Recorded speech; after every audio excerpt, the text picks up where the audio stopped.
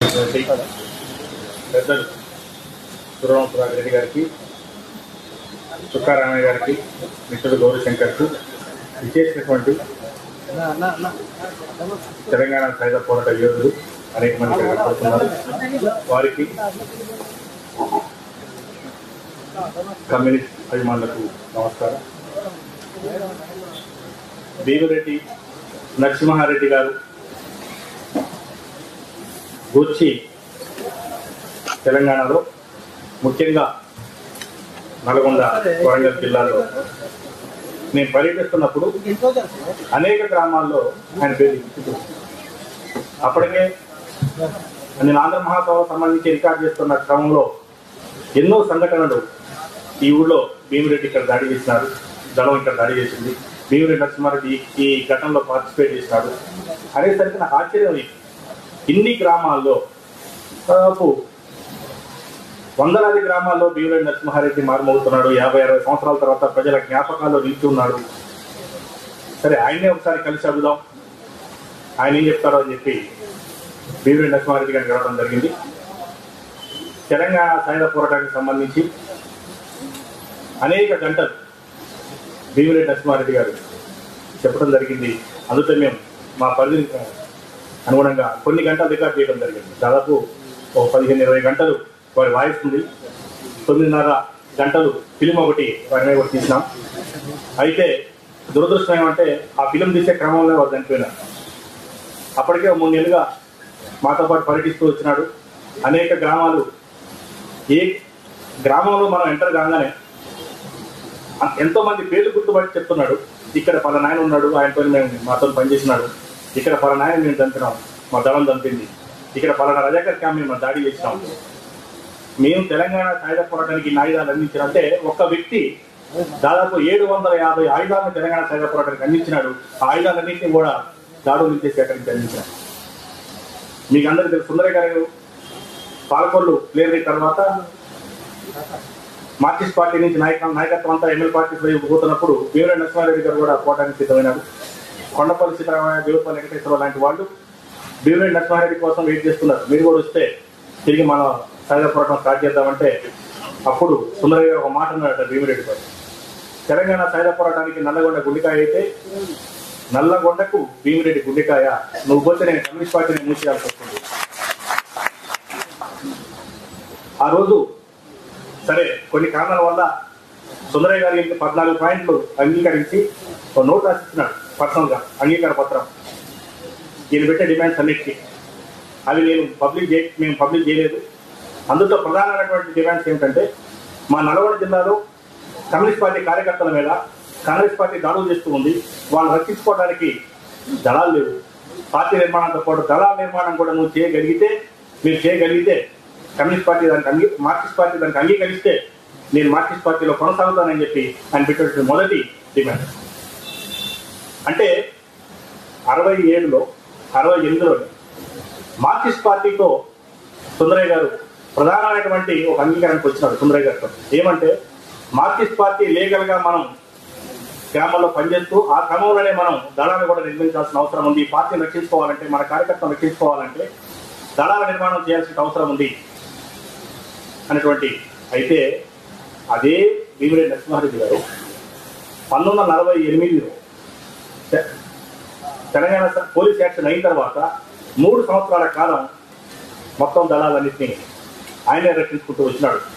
ప్రధానంగా నిదురుకులు దాడి తర్వాత, నెల్లి కుదురు మీద మిలిటరీ యూనియన్ ఆర్మీ దాడి తర్వాత భీమిరెడ్డి నరసింహారెడ్డి ఈ మొత్తం దళాలన్నింటినీ కూడా ఎల్లపేట సమావేశపరిచి అక్కడ కూడా యూనియన్ మిలిటరీ దాడి చేసినప్పుడు 2 భాగాలుగా చేసి, ఒకటి అమీనాబాద్ అడవులకి కొంత భాగాన్ని పిటిపురం అడవులకు తరలించిన తర్వాత దాదాపు 3 సంవత్సరాల కాలం 50,000 మంది సైన్యాన్ని 30 తిప్పలు పెట్టినటువంటి ఆయన చెప్పినటువంటి మొత్తం కనుక మనం రికార్డ్ చేస్తే అది ఒక 500-600 పేజీలటువంటి గ్రంథం అవుతుంది. అన్ని విషయాలు చెప్పినాడు ఆయన. కానీ మన దురదృష్టం ఏమంటే ఆయన రాయకపోయినప్పటికీ రికార్డు వాయిస్ ఉన్నది. భీమిరెడ్డి నరసింహారెడ్డి గారు తెలంగాణ సాయుధ పోరాట విరమణప్పుడు ఒక వాస్తవం ఏమంటే ఆయన దాన్ని విరమణను వ్యతిరేకించినాడు. తెలంగాణ సాయుధ పోరాట విరమణను వ్యతిరేకించిన వాళ్ళలో భీమిరెడ్డి నరసింహారెడ్డి గారు ఉన్నారు, దేవుపల్లి వెంకటేశ్వరరావు ఉన్నారు, మట్టికాయల ఓంకార్ గారు ఉన్నారు. 1948లోనే దేవులపల్లి వెంకటేశ్వరరావు తెలంగాణ సాయుధ పోరాట విరమణ ధోరణిపై తప్పుడు విరమణ అనేటువంటి ఆలోచనపై తప్పుడు విమర్శ పుస్తకాన్ని కూడా రాయడం జరిగింది. వీరి సంతకాలను వీళ్ళు జరగకుండా ఫోర్జరీ చేసి కమ్యూనిస్ట్ పార్టీ తెలంగాణ సాయుధ పోరాట విరమణ ప్రకటిస్తే ఆ తర్వాత వీళ్ళు ఘర్షణ కూడా పడ్డారు. తెలంగాణ సాయుధ పోరాటంలో తొలి ఆయుధాన్ని బీవీరెడ్డి నరసింహారెడ్డి పట్టుకుంటే 1954 వరకు ఆయుధాన్ని కింద దించకుండా కొనసాగినటువంటి కమ్యూనిస్ట్ పార్టీ యువకుడు ఎవరంటే తెలంగాణలో ఒక బీవీరెడ్డి నరసింహారెడ్డి. కొన్ని విషయాలు చెప్తుంటే అన్ని రికార్డ్ చేయాల్సిన అంటే పరిస్థితుల్లో రికార్డ్ చేయాల్సినటువంటి పరిస్థితి వాళ్ళు రాలేదు కాబట్టి చెప్తున్నాను. 52 ఎన్నికల తర్వాత కమ్యూనిస్ట్ పార్టీ సమావేశం మహారాష్ట్రలో ఒక గ్రామీణ ప్రాంతంలో జరిగింది. అండర్ గ్రౌండ్ ఉన్నటువంటి బీవీరెడ్డి నరసింహారెడ్డి గారు ఆ సమావేశానికి ఆయుధంతో వచ్చినారు. సుందరయ్య గారు అన్నారట, నరసింహారెడ్డి గారు మీరు ఆయుధం బయట పెట్టండి, మీరు ఆయుధంతో కూర్చుంటే సభలో మీరు మాట్లాడలేము మీకు. ఎందుకు భయపడ్డారు? బీవీరెడ్డి నరసింహారెడ్డి గారి చేతిలో ఆయుధం ఉందంటే నాయకత్వం కూడా ఆ రోజు భయపడింది. బీవీరెడ్డి నరసింహారెడ్డి గారి ఆయుధాన్ని విప్లవకారుడైన వాడు ఆయుధాన్ని కింద దించాడు, మీరు సమావేశం నిర్వహిస్తే నేను ఆయుధంతోనే ఉంటాను, ఒకవేళ మీరు నన్ను బయటికి వెళ్ళమంటే నేను బయటికి వెళ్తాను కానీ ఆయుధం మాత్రం కింద పెట్టను అన్న. అంటే అటువంటి నిబద్ధత కలిగినటువంటి నాయకుడు తెలంగాణ గడ్డ మీద తెలంగాణ సాయుధ పోరాటానికి అందించాడు. 1951 వరకు 1945 నుంచి 23 సంఘటనలు ప్రధానమైన సంఘటనలు తెలంగాణ సాయుధ పోరాటంలో జరిగితే దాంట్లో 18 సంఘటనలో ప్రధాన పాత్ర వహించినటువంటి వాడు బీవీరెడ్డి నరసింహారెడ్డి.